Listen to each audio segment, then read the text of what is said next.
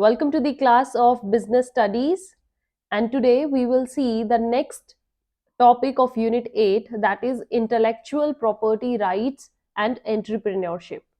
I hope you all are well known with intellectual property and entrepreneurs. Intellectual property बच्चे क्या होती है? As you can see, आज के टाइम में there are many people who are very much talented, right? Entrepreneurs हम उन्हें ही कहते हैं.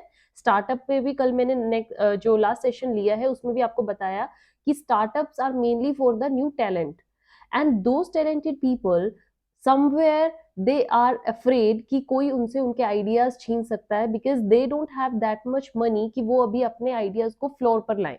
तो इस वजह से जो उनकी क्रिएशन है, जो उनके आइडियाज हैं, द न्यू आइडियाज जो अभी बिल्कुल हटके दूसरों से हैं, there is no competition of that.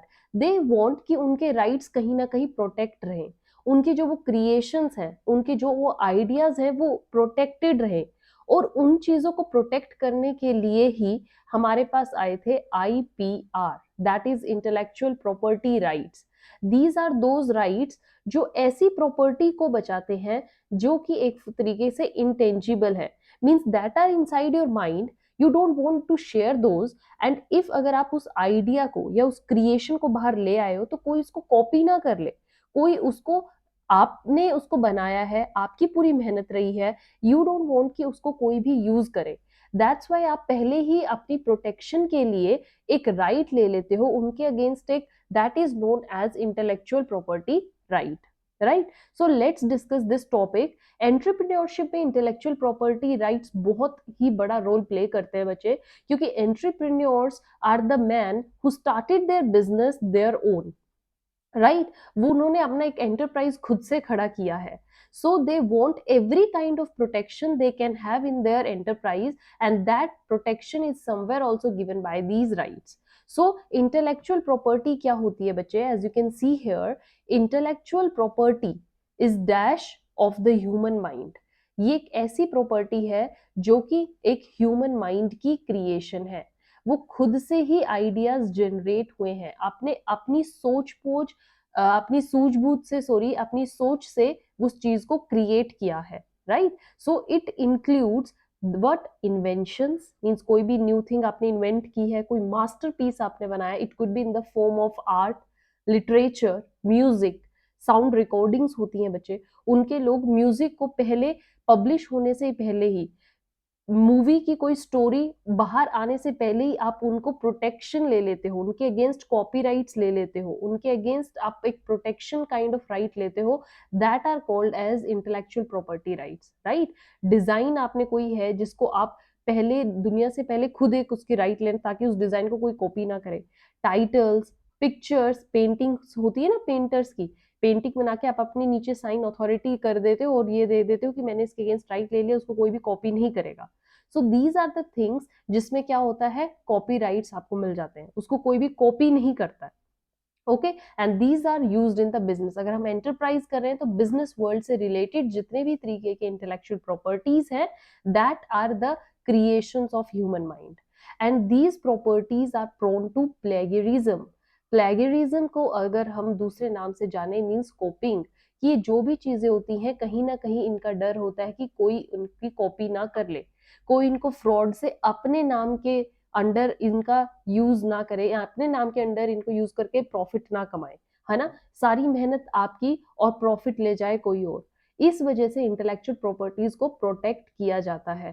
Plagiarism आज बहुत देखने को मिलती है, आप खुद देख सकते हो. If I am making this session for you on this YouTube platform, and now this video, suppose कीजिए मेरे ही वर्ड्स को कोई कॉपी कर लेता है, तो that is kind of copy right, मेरे राइट्स को इन्फ्रिंज किया गया है.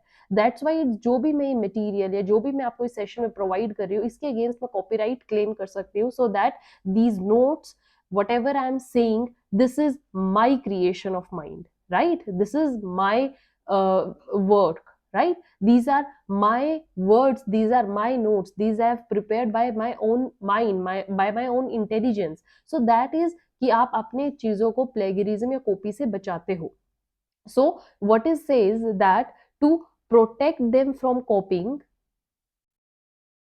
क्रिएटर्स या एंटरप्रेन्योर्स क्या करते हैं, they are given several rights, इनको कुछ राइट्स दिए गए हैं ताकि जिनसे इनकी ये प्रॉपर्टी जो है प्रोटेक्टेड रहे, तो इनको हम क्या बोलते हैं, intellectual property rights, IPR, right. And these rights are used to dash intangible assets, ये किस लिए दिए जाते हैं, these rights are use to protect, protect what बच्चे, प्रोटेक्ट द इंटेंजिबल एसेट्स, ऐसे एसेट्स जिनको आप देख नहीं सकते हो, राइट, बट आप उनको फील करते हो। और इनको किस चीज के अगेंस्ट प्रोटेक्शन मिलती है, अगेंस्ट अनलॉफुल यूज, मीन्स कोई भी अदर पर्सन इनको अनलॉफुली यूज ना करे, बिकॉज लॉफुली यूज करने का हक सिर्फ उन्हीं का ही है जिन्होंने इनको एक्चुअली क्रिएट किया है। All right, and such rights are given to dash of intellectual property. Such rights are given to the creators of intellectual property so that क्या हो, their creation cannot be used by others without their permission. अगर कोई आपसे आपके ही चीजों को use करना भी चाहता है तो वो पहले इस राइट्स के थ्रू क्या होगा, वो डायरेक्टली यूज नहीं कर पाएगा, they have to first approach to you, they will take permission from you कि whether we can use your thing और योर क्रिएशन, एंड अगर आप इसमें अग्री कर जाओगे तभी वो उस चीज को यूज करेंगे। अगर उन्होंने बाय चांस, आप सपोज कीजिए आपकी परमिशन के बिना आपकी ही बनाई हुई चीज को यूज कर दिया, देन आप उन पर स्ट्रिक्टली एक्शन ले सकते हो, उनको पैनलाइज कर सकते हो थ्रू कोर्ट, आप उन पर केस भी कर सकते हो। So there are many things जो प्रोटेक्शन के अंदर आपको मिलती है, आप उन पर पेनल्टी लगा सकते हो, फाइन इम्पोज करके अपना पैसा मांग सकते हो, सूट फाइल कर सकते हो, these all the actions you can take against them.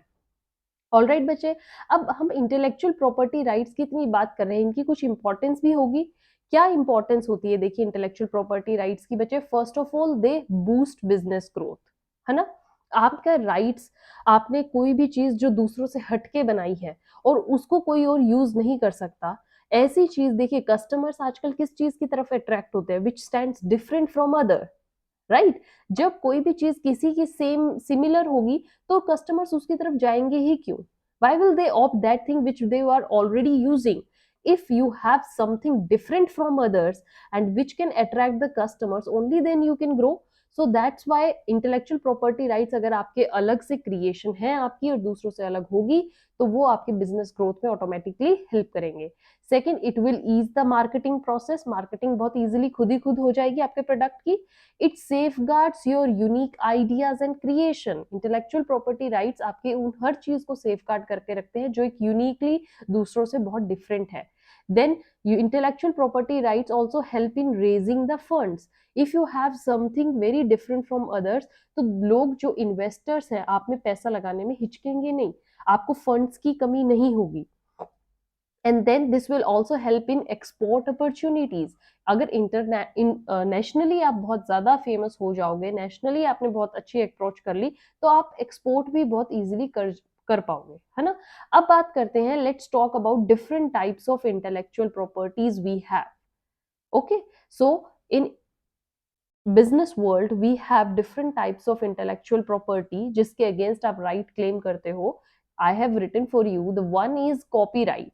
Copyright एक तरीके की ऐसी राइट है जिसको आप किसके अगेंस्ट क्लेम करते हो, फॉर एग्जाम्पल लिटरेचर कोई वर्क है, कोई म्यूजिक आपने अलग से बनाया है, कोई साउंड रिकॉर्डिंग आपने रेडी करी है, cinematography in means movie world.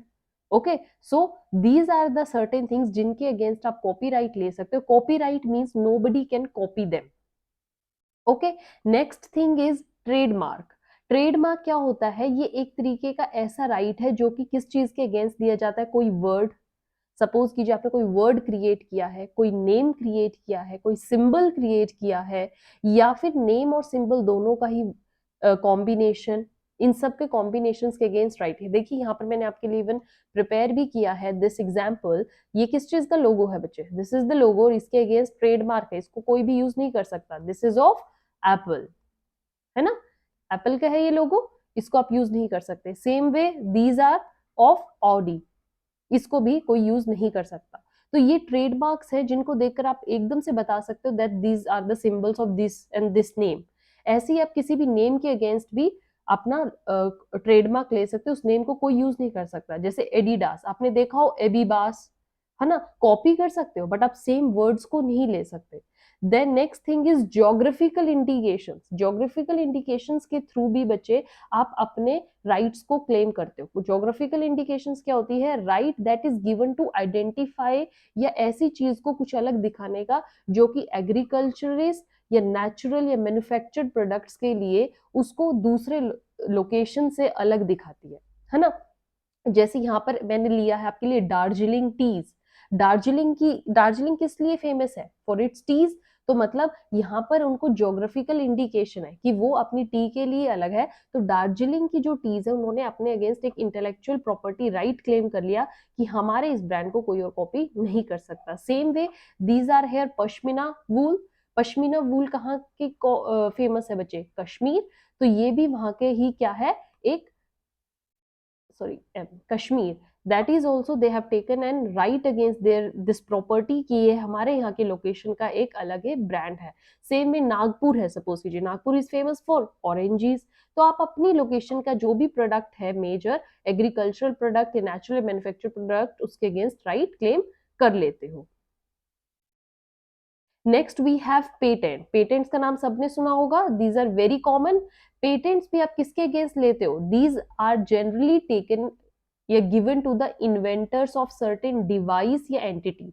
Means आपने कोई मशीन, प्रोडक्ट, कोई प्रोसेस, ऐसा कोई डिवाइस टेलीफोनिकली या कोई मैकेनिकल प्रोडक्ट ऐसा बनाया है जिसको आप चाहते हो कोई कॉपी ना करे, उसके अगेंस्ट आप पेटेंट ले लेते हो, है ना। फॉर एग्जाम्पल किसी ने शू बनाया है ना, शू। तो शू में क्या होगा?